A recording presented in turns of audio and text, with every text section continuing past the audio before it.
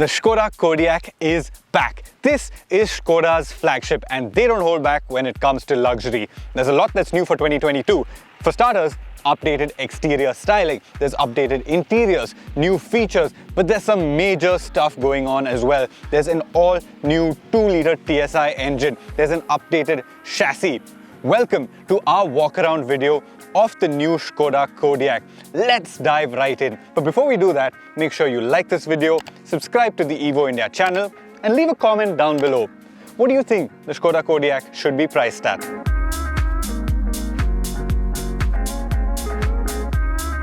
Let's start with the exteriors. The changes, they aren't major, but somebody with a keen eye would be able to notice them.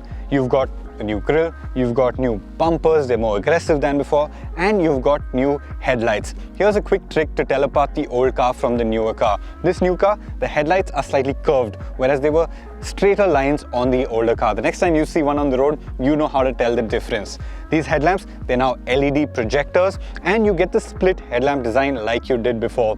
Overall, the face is still very familiar, but it has been cleaned up slightly for 2022. When you move over to the side, the changes aren't as apparent. You've got 18-inch wheels, which look really good. You've got the Lauren and Clement badge on the flanks. This is the top-of-the-line L&K variant. And otherwise, you've got the typical SUV queue. So you've got this black cladding around the wheel arches, you've got the roof rails, and you've got this large glass area. The Kodiaq is a long car, and you can actually tell that size from the side. And the rear section has been cleaned up as well. These tail lamps, they're sleeker than before. You now get dynamic turn indicators. They're very Audi-esque and they look very cool. Otherwise, it's pretty much the same. The bumpers have been cleaned up as well. And you get the Skoda lettering at the center, not the Skoda badge anymore. You've got the Kodiaq badge here, the 4x4 badge there. And overall, like I said, the Kodiaq isn't a sea change from before. It's subtle changes, but it remains fresh for 2022. Before we step inside and talk about all the luxury that the Kodiaq comes packing, I want to talk about this. This is the new 2-liter TSI engine, and it's the only engine option available on the Kodiaq now. If you're asking about the diesel, that's discontinued, not on sale anymore, and not going to be on sale either.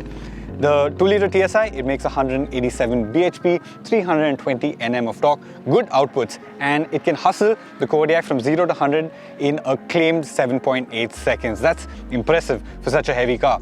Now, apart from that, it comes mated to the 7-speed DSG. We all know how good the 7-speed DSG is, a really snappy, clean gearbox, and it also gets all-wheel drive. So the Kodiaq is primarily front-wheel drive, but if there is slip detected at the front wheels, it can shuffle torque to the rear.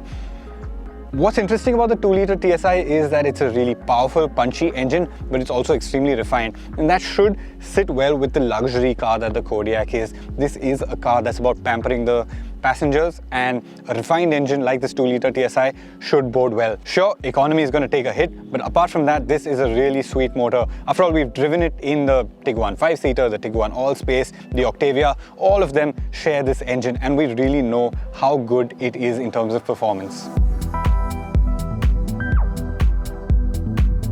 Step inside the cabin and you're greeted by a very familiar architecture. Now, not much has changed over here, but I do need to point out that the steering wheel is new. You've got the new 2-spoke design for the steering wheel. This is now common across all of Skoda's cars in India. So the Kodiaq has it, the Kodiaq has it, even the Octavia has it, and this one is the L&K variant. So you've got the Lauren and Clement badge down here on the steering wheel. I think it's a very good looking steering wheel. I also think it's a very practical steering wheel in the way the controls are ordered. Bang in front of you, you've got this 10-inch instrument cluster, and this virtual cockpit system is actually one of the better ones around. Now in the Kodiaq, in this L&K variant, you have a total of 5 different layouts, and all of them are pretty practical, pretty good to use. It depends on which one you like. I prefer the more classic one with the 2 dials, so the tacho and the speedo visible.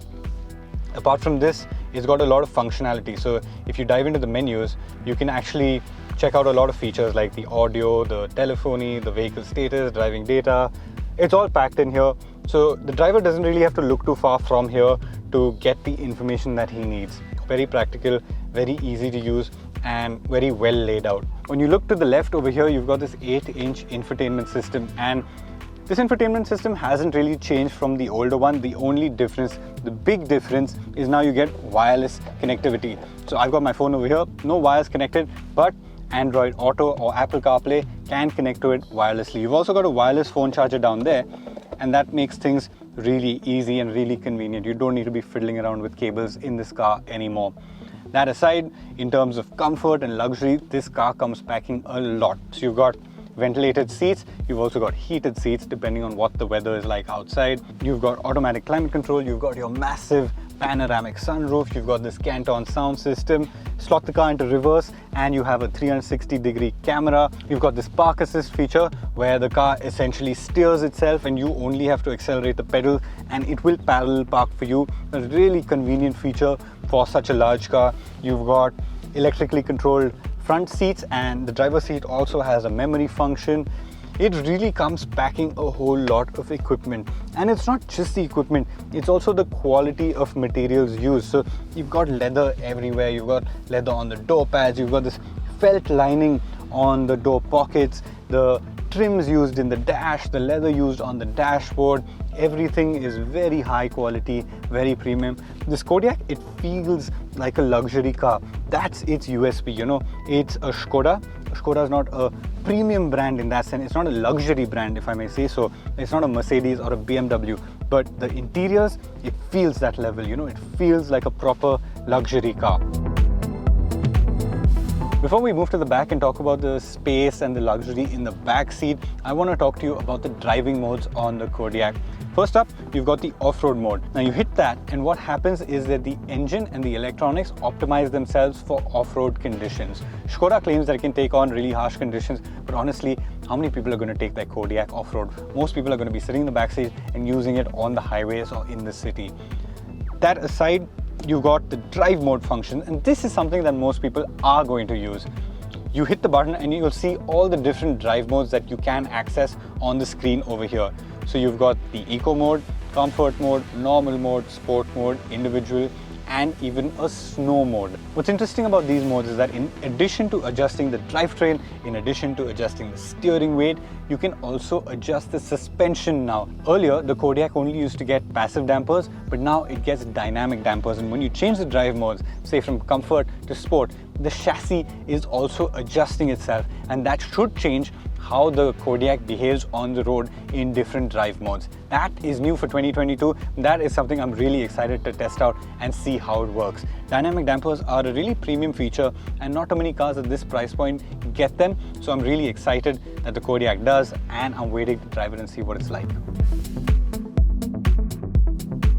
Let's talk about the second row of the Kodiaq. This is the place you want to be because it's so damn comfortable. You've got a lot of legroom, so plenty of room over here, plenty of headroom as well. You've got a nice reclined seat. This can be reclined in two settings, and the first one is a little too upright for my liking, but the second one is just right. You've got this armrest over here, cup holders in the armrest, and what I really like about the Kodiaq second row is the power nap package, which allows you to flip these two bits down here and take a nap without your head lolling around anywhere. I think that's a really cool touch, a really smart touch. Skoda calls it one of their simply clever features, and I have to agree. That aside, you've got this large panoramic sunroof, you've got these sun blinds over here, a lot of space, a lot of glass area, and you've got enough width for 3 people as well. But you do have a transmission tunnel at the bottom, and that eats into the foot space for the center passenger. That aside, a very comfortable back seat to be in, and a place that a lot of people are going to be spending their time.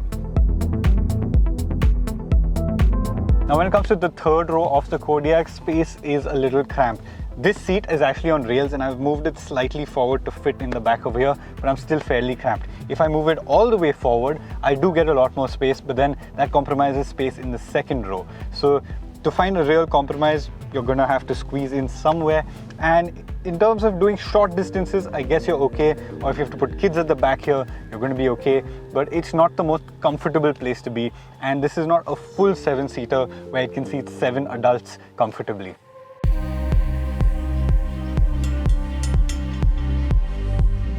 When it comes to boot space, the Skoda Kodiaq has plenty of it. So even with 3 rows up, you can fit a small size suitcase in here very comfortably, and you have a lot more room for other bags. Flip these 2 rows down. With the first row down, you've got even more room. With the second row down, you've got over 2,000 liters of space. This is a spacious car, there's no denying that. And if you need room, if you need practicality, the Kodiaq is absolutely brilliant.